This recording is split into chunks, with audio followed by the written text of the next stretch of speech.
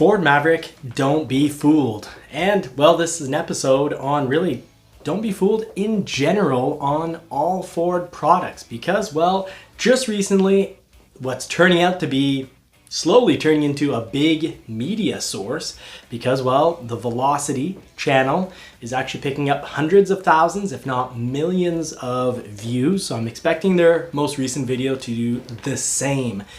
And it talks about major production increases at Ford.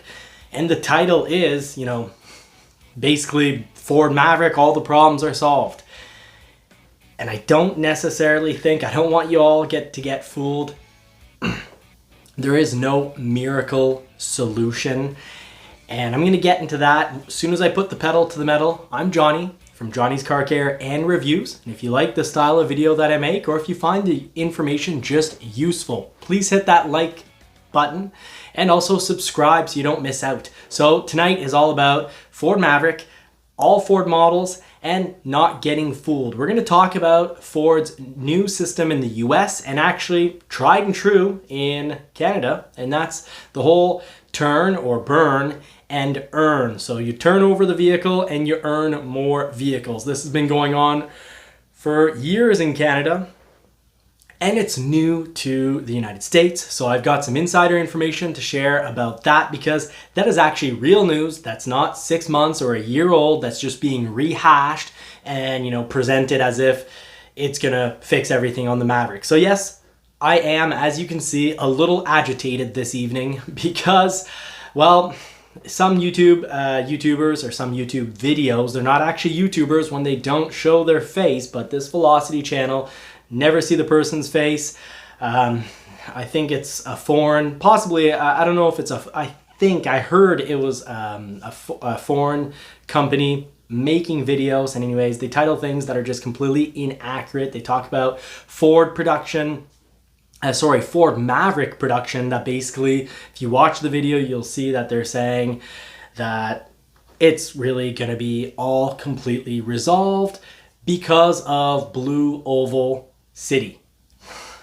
That's so disappointing because, first of all, the video is barely about the Maverick. Ford Blue Oval City is something that's going to be up and running for 2025. And yes, it is very interesting that it's going to create about 6,500 jobs. It's very interesting that there's billions of dollars being poured into this, but it's not about the Maverick. So that irks me. And when they do cover the Maverick, well, they don't check their facts. They say the Maverick has 280 horsepower. So not exactly giving out the best Maverick information. And the title, until you watch the whole video, well, the title at the beginning and the thumbnail would make you believe that really Maverick, the production issues are going to be just fine. It's going to be worked out immediately because Ford is dramatically increasing production. Yes, they do point out some true things. They point out that Ford, the factories are running on 3 shifts, so 24 hours a day. But it really is misleading because it can really make you feel, after you've been waiting for your Maverick for a while, that, hey, this is going to get fixed tomorrow. Blue Oval City, first of all, isn't where the Maverick is made at all. So completely unrelated. So a whole video that I watched, I know it's only 8 minutes of my time, and maybe I'm ranting just a little, and I will get to the good news. Because the production, there is some actual real news that isn't, basically mostly 8 months old, and even some of it older. Blue Oval City isn't new news, and it is not going to fix Maverick production because it's going to be making fully electric vehicles unless they start making an all-electric Maverick there in, let's say, 2028. It's not doing anything for the Maverick. So kind of frustrated. Don't want you all to get fooled and say, hey, you know what? Now my Maverick's going to show up in 3 weeks. Because unless you already have a VIN assigned and a build date in 1 week, it's not showing up. There's no way it's showing up in 3 weeks. Now, the good news. The good news, and this is actually news, in the United States, they're going to have the turn and earn system. Tim Bartz from Long MacArthur does an excellent, top-notch job in his last live from last Tuesday, talking about the exact numbers and giving, examples. I'm not going to go into that much detail. I'm going to keep this one short because I'm still really tired from being sick. I still have chest congestion. And well, anyways, I'll get right down to the point. Turn and earn is a whole system where basically a dealership gets more vehicles for turning them over quickly. So Ford looks directly at how many days, how many vehicles sit on the lot, and for how many days they sit on the lot, which is great because that means when your order comes in, several great things come out of this.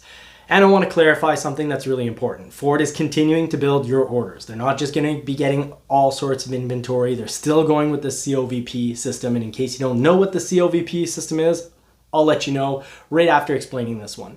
So Ford's going to be looking at how many vehicles for how many days sit on lots. So this means a dealership has a huge motivation that when your vehicle shows up, they want to work everything out so that you're happy and you take the vehicle as fast as possible.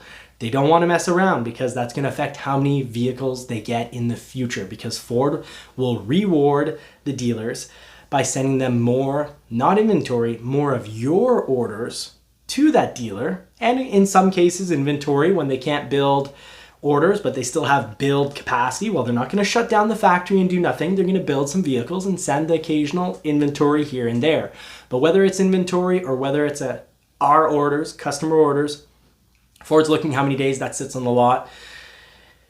And there's going to be a good amount of vehicles less sent to dealerships that, well, have vehicles sit on the lot because they're overpriced, because they're mistreating you and not being fair with you when it shows up, so that, you know, there's negotiations that kind of last several days or even a couple of weeks. So really this is going to discourage over MSRP, because let's say a dealer continues to have pretty much everything that shows up, even if it's customer orders, and they raise the price on them and they're over MSRP, so that a lot of customers don't take their vehicle or they take them later.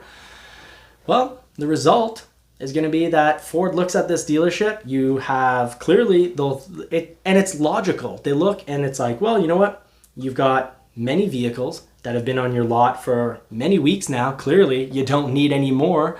So they send you less. And what's interesting about this is Ford also distributes vehicles on previous numbers sold. So two factors. How many were you selling in the past? And then also, how many sat on your lot for how long?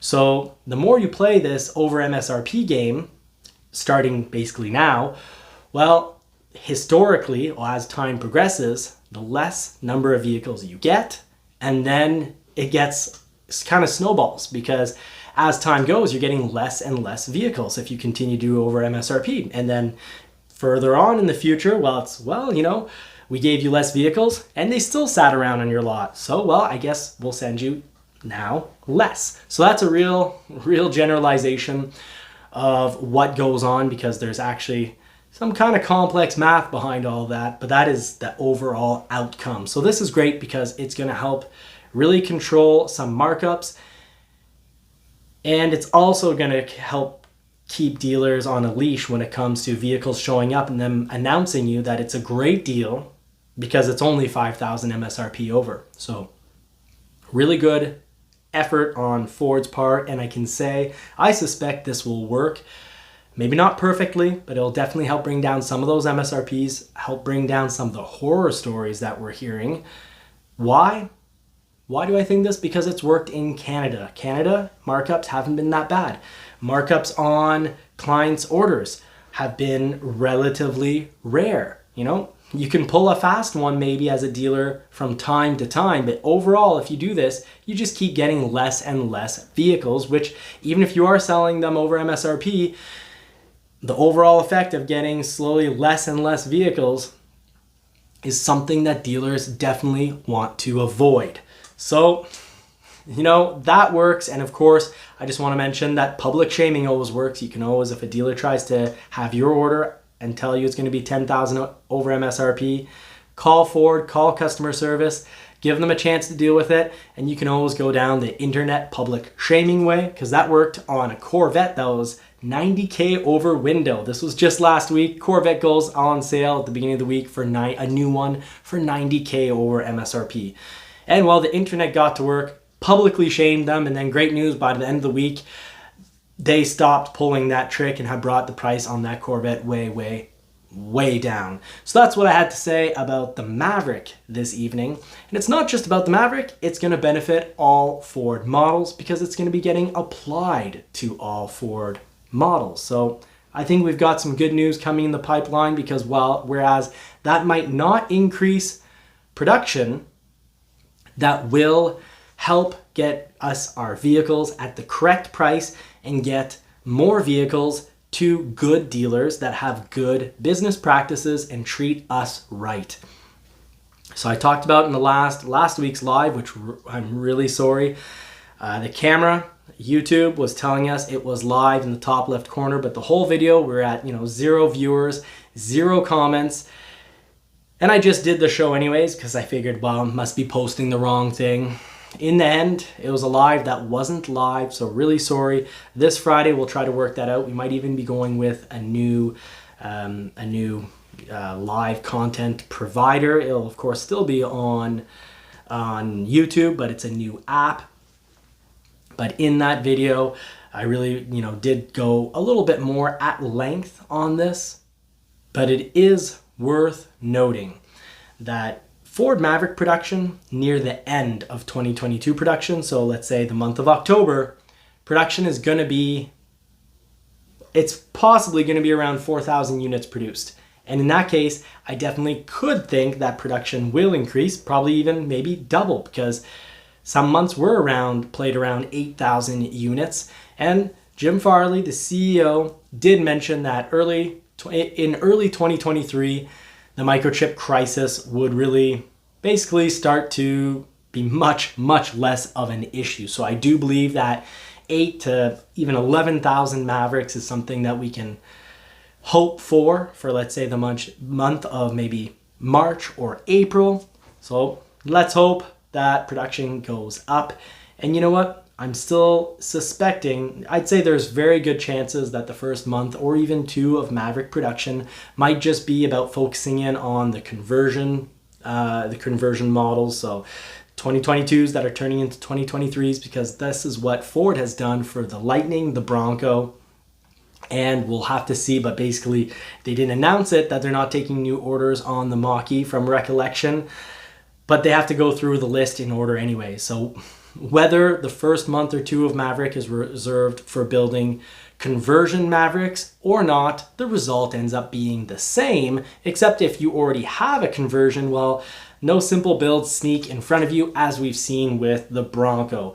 So let's talk more about this. Please make it to this Friday's live. Bring your opinions. Let me know what you think. Maybe you followed the velocity and maybe you like the thumbnails with Jim Farley's face looking sad on the front. Personally, I find it irritating, find it frustrating that you're hashing up news from 6 months ago and trying to use it to say it's going to resolve something on a completely unrelated model. And there's always these ridiculous pictures, very emotional looking pictures of the CEO on the thumbnail. I know I wouldn't be happy if someone was using my face for inaccurate gain and really inaccurate information. So let me know what you think in the comment section. Thank you so much for watching. If you have made it this far, please do take the time to just comment finisher. If you don't mind, I'd love to hear your opinion on all of this. So until next time, I wish you all more cars and, of course, more power. And if it's your thing, I do hope that you get to put the pedal to the metal. Thank you so much for watching. Take care.